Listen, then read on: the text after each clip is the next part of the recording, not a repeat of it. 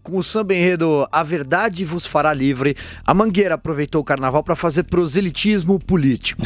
O desfile foi alvo de fortes críticas nas redes sociais. O presidente Jair Bolsonaro e o ministro Luiz Eduardo Ramos foram na mesma linha. Os dois criticaram a escola de samba que desfilou no último domingo no Rio de Janeiro. A Estação Primeira de Mangueira explorou as possíveis tensões e situações que Jesus sofreria se tivesse nascido no Brasil hoje. Preto, pobre, mulher, índio e LGBT. Cristo também foi retratado em meio à violência contra negros e pobres nas favelas. Também contou com a ala, abre aspas, bandido bom é bandido morto. O presidente transmitiu em suas redes sociais um comentário dizendo que o jornal Folha de São Paulo é que associou a temática da Mangueira com a sua figura. Para ele, a escola de samba não abordou política e sim religião, aspas. A Folha de São Paulo, hoje, foi buscar uma imagem no Carnaval do Rio, uma imagem de uma escola de samba desacatando as religiões, né? Cristo levando uma batida de policial. Faz uma vinculação comigo. Estão buscando uma imagem no Rio para me atingir. A Mangueira, no entanto, não foi a única escola a colocar ideologia na avenida. Marcela Diné, por exemplo, foi um dos destaques da escola São Clemente ao sair em cima de um carro alegórico tentando satirizar Bolsonaro. Portanto, aí, Adriles, como a gente disse, o proselitismo político presente no Carnaval do Rio de Janeiro. Acabamos também de anunciar a Viradouro como a vencedora, a grande vencedora do Carnaval no Rio. Eu acho curioso, né, que o Carnaval se politizou. Eu acho fascinante que ele pegue temas políticos contemporâneos. Acho curioso e suspeito que ele não tenha se manifestado, as escolas de samba, né, contra o maior esquema de corrupção da história da humanidade, que foi perpetrado pelo PT. O que faz a gente sugerir a seguinte percepção. Não é o povo exatamente que faz o Carnaval no Rio de Janeiro. São intelectuais que fazem os sambas enredos, que tem uma percepção progressista e que tem uma antipatia e uma ojeriza de um governo conservador, para além de quaisquer escândalos dentro de governos que eles se adequem, que eles adorem, e dentro da própria política corrupta de algumas escolas de samba que são financiadas pelo jogo do bicho e outros crimes. Não tem nenhum problema em relação... eu acho que até o presidente se equivoca quando fala que é um insulto à religião.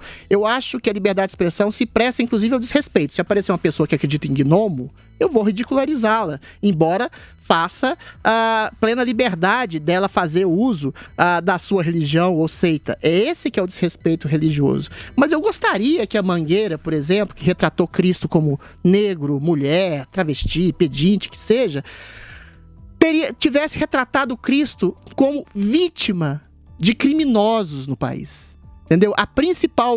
O principal Cristo encarnado na miséria humana hoje no Brasil são os milhares, as dezenas de milhares de vítimas de homicídios, de negros, de mulheres, de homossexuais. Criminoso não tem etnia, não tem sexualidade, criminoso é criminoso. E é por isso que a população talvez tenha elegido o Jair Bolsonaro, que prometeu diminuir as taxas exorbitantes de homicídio no país e conseguiu, que são 20%, ou seja, eles fazem uma política identitária que eu acho que o próprio Cristo não endossaria de forma alguma. Eu acho que dá outra face, não se colocar como miliciano, não é dar outra face para que um assassino, um criminoso, o massacre de maneira absolutamente sem nenhum tipo de clemência. Zé Maria, seu comentário. Olha, Silvio, eu acho que expressão popular como esta do Carnaval é natural, é até bom que se façam críticas, que tentem reproduzir ali pensamentos de grupos, e sempre foi assim e sempre será. Eu sou um defensor da liberdade de expressão, de opinião, de uma forma assim intransigente. Da mesma forma, eu acho que há que se responsabilizar.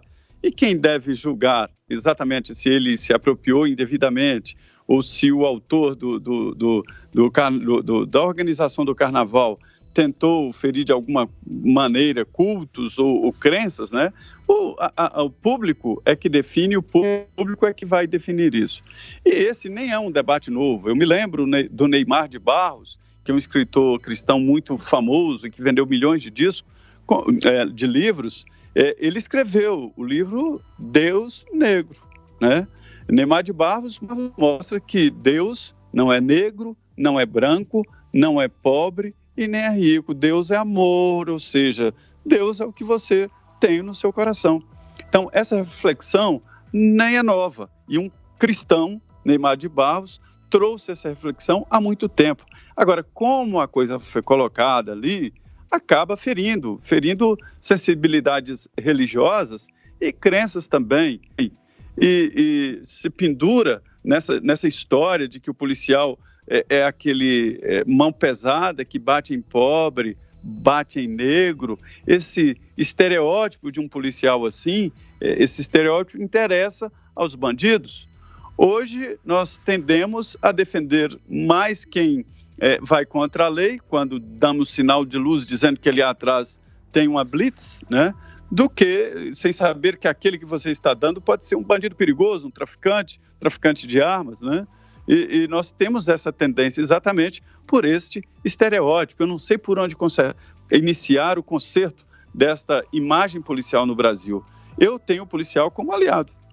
Eu acho curioso, né, que o Marcelo Adnet, por exemplo, citado pelo Silvio, fez uma longa entrevista na Folha falando sobre o samba-enredo que ele compôs, que ele fala sobre as críticas não democráticas que ele recebe em relação à oposição que ele faz ao governo. E no meio da entrevista ele fala que a crítica vem de pessoas. Ou seja, as críticas são exatamente oriundas e originadas do povo, que ele diz que não é democrático. Ou seja, existe um divórcio entre um tipo de classe artística e a percepção popular, que é total. Ele faz um enredo sobre fake news, mas não fala nada sobre a Patrícia Leles, que fez uma mentira francamente mentirosa, desmentida pelo próprio desmentido da Folha. Não fala nada sobre a fake news, por exemplo, que foi feita hoje contra o Olavo de Carvalho, que nunca postou um vídeo com a música do Arnaldo Antunes. Não fala nada sobre uma série de fake news que aconteceram dentro da própria grande mídia, como uma menina que colocou uma suástica, que teria sido torturada, como ela mesma se colocou na suástica. Ou seja, e não esquece, naturalmente, de fazer qualquer tipo de crítica no passado ao governo, enquanto ele esteve silencioso, ele, Marcelo Adnet e outros tantos da classe artística, que perpetraram o maior esquema de corrupção da história da humanidade, e faz críticas, por exemplo, ao Laranjal do PSL, sendo que é um partido que o Bolsonaro já saiu, já atacou, e tem, ainda que seja um pequeno escândalo, uma proporção muito menor. Ou seja, esse tipo de divórcio entre uma classe artística que diz falar pelo povo e o próprio povo é sintoma exatamente de uma esquizofrenia. E as críticas que alguém como Marcelo Adnet e outros da classe artística recebem, quando, por exemplo, chamaram o povo de fascista, nazista, racista,